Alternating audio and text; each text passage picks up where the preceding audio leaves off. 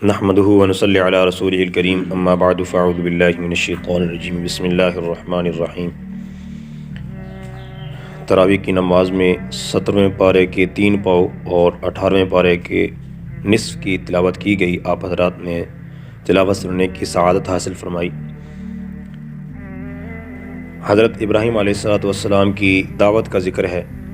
ابراہیم علیہ السلام نے جس ماحول میں، جس معاشرے میں، جس گھر کے اندر آنکھ کھولی، پیدا ہوئے، خالص مشرکانہ ماحول، ہر طرف اللہ کے غیر کو پکارنے کی صدا ان کو سننے کو ملی۔ قوم کو سمجھایا، گھر والوں کو، والد کو سمجھایا، لیکن بات نہ بنی۔ پھر ابراہیم علیہ السلام نے ایک موقع کا فائدہ اٹھایا کہ یعنی ایک تدبیر، ایک ہیلہ نکالا جس سے قوم کو بات سمجھانے کی کوشش فرمائی۔ قوم اپنے گھروں کو چھوڑ کے ایک میلے کے اندر جمع تھی، سارے کے سارے وہاں چلے گئے۔ ابراہیم علیہ السلام پیچھے تھے، تو انہوں نے مختلف قسم کے جو بت بنا رکھے تھے، ابراہیم علیہ السلام ان کے بتوں کے سامنے گئے، ان کے بتوں کے پاس گئے، کسی کا ناک کاٹ دیا، کسی کا کان کاٹ دیا، کسی کا بازو، کسی کا پاؤں، یعنی بتوں کو تہس نہس کر کے جو ہے ان کو اس طرح بے عزت کر دیا۔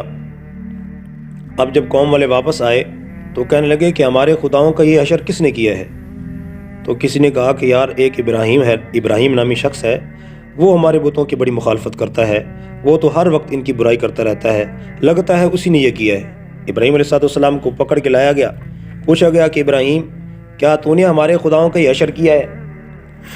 ابراہیم علیہ السلام نے فرمایا کہ انہی میں سے کسی نے کیا ہوگا۔ یہ جو ابراہیم علیہ السلام نے ان کا جو سب سے بڑا بت تھا نا، اس کو چھوڑ دیا اور کہا کہ انہی سے پوچھ لو بھائی، ہو سکتا ہے اس بڑے نے کیا ہو، اس بڑے نے کیا ہو۔ تو اب ان کو ایک جھٹکا لگا کہ یہ کیا کہہ رہا ہے۔ اب انہوں نے دل کے اندر سوچ کے پھر کہا کہ ابراہیم تو یہ پتہ تو ہے یہ بول نہیں سکتے، یہ ہماری بات کا جواب نہیں دے سکتے، بول نہیں سکتے۔ تو اب ابراہیم علیہ السلام نے کہا کہ افتعبدون من دون اللہ ما لا ينفعکم شیئا ولا یضرکم، جو تمہیں ذرہ برابر نہ نفع دینے کی طاقت رکھتے ہیں، نہ نقصان پہنچانے کی طاقت رکھتے ہیں، کیا تم ایسوں کو، اللہ کو چھوڑ کے ایسوں کی پوجا کرتے ہو، ایسوں کی عبادت کرتے ہو، ایسوں کو اپنا کتا دتا سمجھتے ہو، جھکتے ہو سامنے، نظر و نیاز چڑھاتے ہو۔ اف لکم ولما تعبدون من دون اللہ، تمہارے اوپر بھی افسوس ہے اور تمہارے ان گڑے ہوئے خداؤں پر بھی افسوس ہے۔ اب قوم والوں سخت غصے میں آئے، آگ بگولا ہوئے۔ ابراہیم علیہ السلام کو آگ کے اندر جلانے کا حکم دیا گیا، آگ جلائی گئی۔ 40 دن تک ابراہیم علیہ السلام کو آگ میں ڈالا، لیکن اللہ پاک نے آگ کو حکم دیا، کیونکہ آگ تو اللہ کے حکم کے تابع ہے، تو حکم دیا کہ اے آگ تو ابراہیم پر ٹھنڈی ہو جا اور سلامتی والی ہو جا۔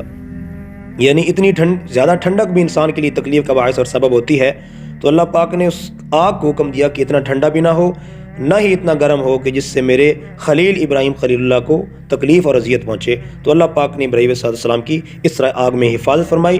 اور پھر دیگر انبیاء کرام علیہ السلام، حضرت لوط علیہ السلام، اسحاق علیہ السلام، یعقوب علیہ السلام، جو کہ حضرت ابراہیم علیہ السلام کی اولاد میں حضرت اسحاق یعقوب ہیں، ان کا تذکرہ ہوا۔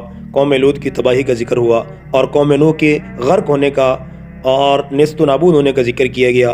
حضرت داؤد علیہ السلام اور دیگر انبیاء کا ذکر کیا گیا، اور حضرت ایوب علیہ السلام کو جو تکلیف اور بیماری پہنچی تھی اس کا ذکر کیا گیا کہ انہوں نے اس پر صبر کیا، اللہ پاک نے ان کی اذیت اور تکلیف کو دور کر دیا۔ یہاں ایک بات آپ حضرات کی خدمت میں ضرور عرض کروں گا۔ حضرت ایوب علیہ السلام اللہ کے نبی اور صابر نبی پیغمبر تھے، یعنی صبر ایوب ایک مثال دی جاتی ہے کہ اذیت اور تکلیف میں ایوب علیہ السلام نے کس طرح صبر کیا۔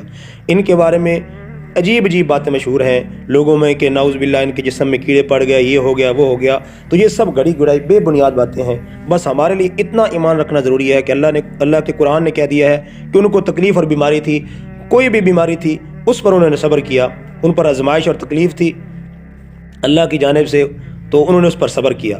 لہذا یہ بات جو ہے نا، اس کی کوئی حقیقت نہیں ہے، نہ ہی اللہ کے قرآن نے اس بات کو واضح کیا ہے، نہ ہی کسی صحیح حدیث میں اس بات کا حوالہ ملتا ہے کہ ایوب علیہ السلام کو نعوذ باللہ اس طرح کی کوئی بیماری ہو۔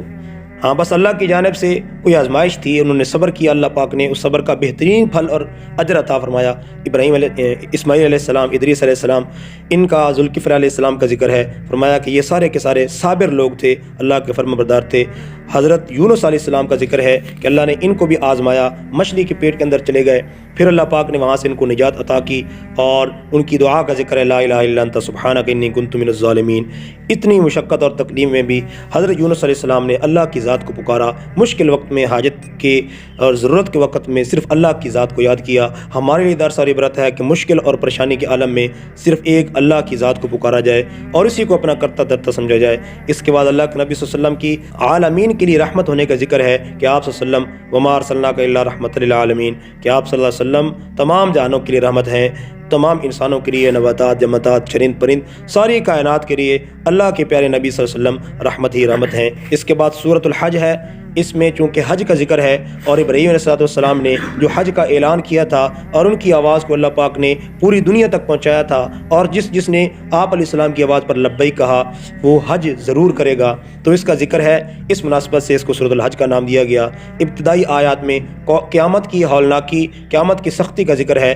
اللہ سے ڈرو کہ قیامت کا دن کیا ہے، ان زلزلۃ الساعۃ شیء عظیم، یہ بہت بڑی ہولناک اور ایک قیامت کا زلزلہ بہت بڑی چیز ہے کہ اس کی سختی کا عالم یہ ہوگا کہ جو عورت اپنے بچے کو دودھ پلا رہی ہوگی وہ دودھ پلانا بھول جائے گی، حاملہ عورتوں کا حمل گر جائے گا، ایک عجیب سی کیفیت ہو جائے گی، اس کا ذکر فرمایا اور لوگوں کو اس بات سے آگاہ کیا کہ اس سخت دن کی، ہولناک دن کی تیاری کر لو، اپنے آپ کو اس کے لیے تیار کر لو۔ اس کے بعد انسان کی جو تخلیقی مراحل ہیں، کس طرح رحم مادر کے اندر انسان کی تخلیق ہوتی ہے، پھر پیدائش ہوتی ہے، بچپن سے جوانی، جوانی سے بڑھاپا، بعضوں کو جوانی کے اندر ہی موت آ جاتی ہے، بعض اپنے بڑھاپے کو پہنچ کے موت کی آغوش میں چلے جاتے ہیں، تو اس کا ذکر کیا گیا۔ اور اس بات کے ذکر کرنے کا مقصد کہ اللہ پاک نے یہ ایک طریقے، ایک مراحل کے گزرنے کے بعد انسان کو اس حد تک پہنچایا ہے، تو وہ اللہ دوبارہ زندہ کرنے پر بھی قادر ہے، دوبارہ جی اٹھا کر میدان میں، محشر میں لانے پر اللہ رب العزت قدرت رکھتے ہیں۔ اس کے بعد جو ہے مسلمانوں میں ایک اس گروہ کا ذکر ہے جو اپنے آپ کو مسلمان ظاہر کرتا ہے لیکن اس کا مسلمان ہونا مفاد کے ارد گرد گھومتا ہے۔ جب اس کو اسلام میں مفاد نظر آتا ہے تو پھر وہ اسلام کا ہو جاتا ہے، جب اسلام میں تھوڑی مشقت اور تکلیف، آزمائش کا موقع آتا ہے تو پھر وہ ایک طرف ہو جاتا ہے، ایک سائیڈ پہ ہو جاتا ہے۔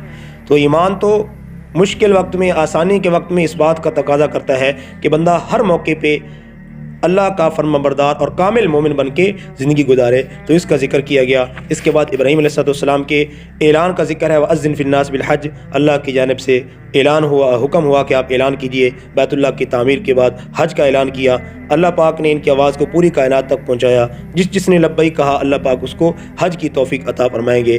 اس کے بعد جو ہے قربانی کا ذکر ہے، اور قربانی کے حکم کو اللہ پاک نے واضح کرتے ہوئے فرمایا کہ قربانی خرچ کرنے کا نام نہیں ہے، قربانی مال و دولت لگانے کا نام نہیں ہے، کسی قیمت اور دنیا کی مال و دولت کو خرچ کرنے کا نام قربانی نہیں ہے، بلکہ قربانی تو دل کے تقوی اور اخلاص کا نام قربانی ہے کہ انسان جو جانور قربان کرتا ہے اس میں اس کا جانور نہیں دیکھا جاتا، اس کا خون نہیں دیکھا جاتا، بلکہ اللہ پاک تمہارے دلوں کے خلوص اور تقوی کو دیکھتا ہے کہ یہ جو قربانی کر رہا ہے اس کے دل کے اندر کیا کیفیت ہے۔ اس کے بعد ایمان والوں کو جہاد کی اجازت دی گئی، جہاد کا حکم دیا گیا کہ ایک عرصے تک ایمان والوں کو کفار کی اذیت اور تکلیفوں میں گزارنا پڑا، وقت گزارنا پڑا اذیت اور تکلیف میں۔ اللہ کی جانب سے اجازت نہیں تھی کہ ان کی کسی بھی بات کا، کسی بھی عمل کا جواب دیا جائے۔ پھر وہ وقت آیا، اللہ کی جانب سے اجازت ملی کہ اب تم کفار کے کسی بھی حرکت پر ان کو جواب دے سکتے ہو، تو جہاد کا حکم دیا گیا، ایمان والوں کو اس بات کی تاکید کی گئی۔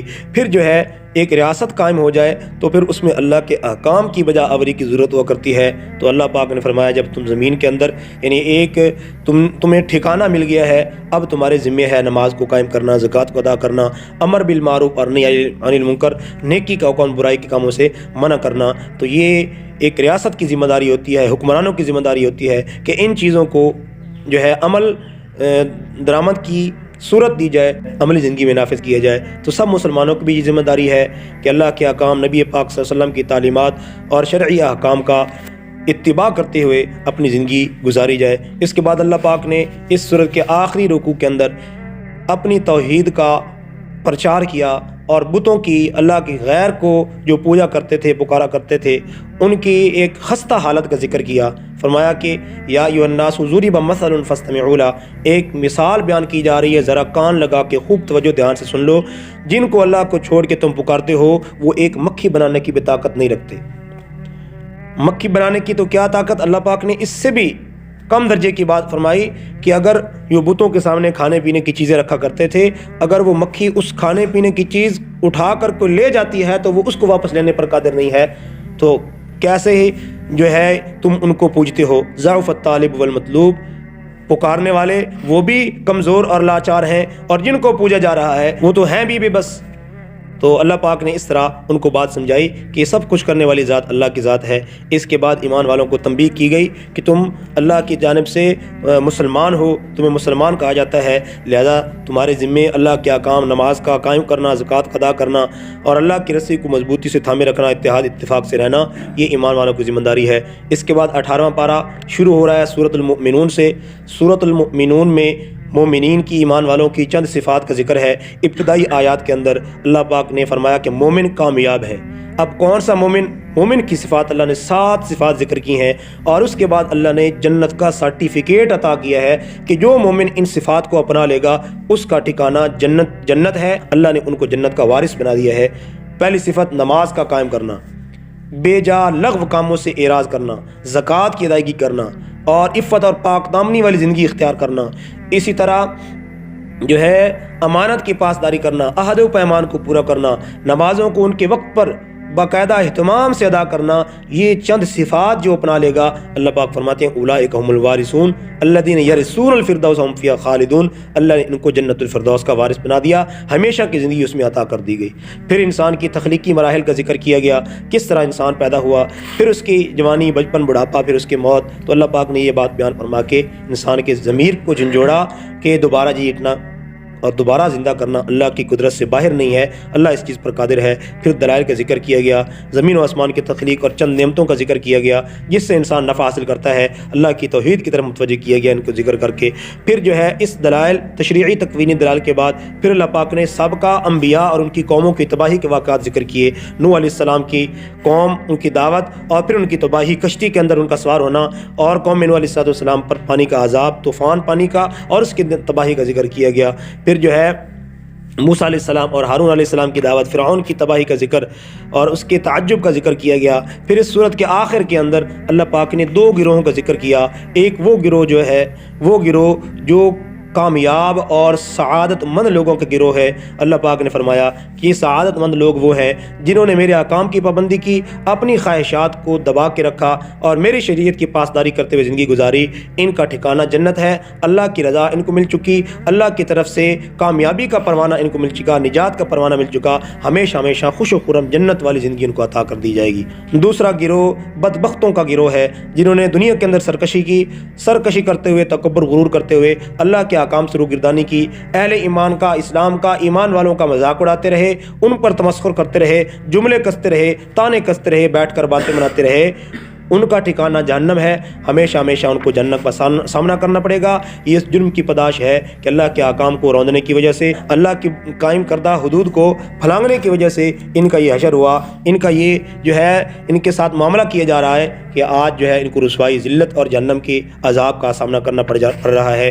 اس صورت کے اندر اللہ پاک نے ایمان والوں کے ضمیر کو جھنجھوڑتے ہوئے، ضمیر پر دستک دیتے ہوئے فرمایا کہ یہ جتنی چیزیں ہم نے پیدا کی ہیں، زمین و آسمان، یہ دریا یا سمندر، یہ جتنی بھی چیزیں ہیں بے جا اور فضول پیدا نہیں کی گئیں۔ لہذا انسان جو ہے یہ بھی اس کا پیدا ہونا بھی ایک مقصد کے تحت ہے، اس کا پیدا ہونا بھی کوئی فضول نہیں ہے، کوئی رائیگاں اور بیکار نہیں ہے۔ اس لیے انسان کو چاہیے کہ اللہ کے احکام کی طرف متوجہ ہو، اللہ سے مغفرت کی دعائیں مانگتا رہے، اللہ سے رحمت کی امید رکھتے ہوئے اپنی زندگی گزارے، اللہ کے احکام کی پابندی کرتے ہوئے۔ اللہ تعالی ہمیں شرعی احکام سمجھنے کی اور عمل کی توفیق عطا فرمائے۔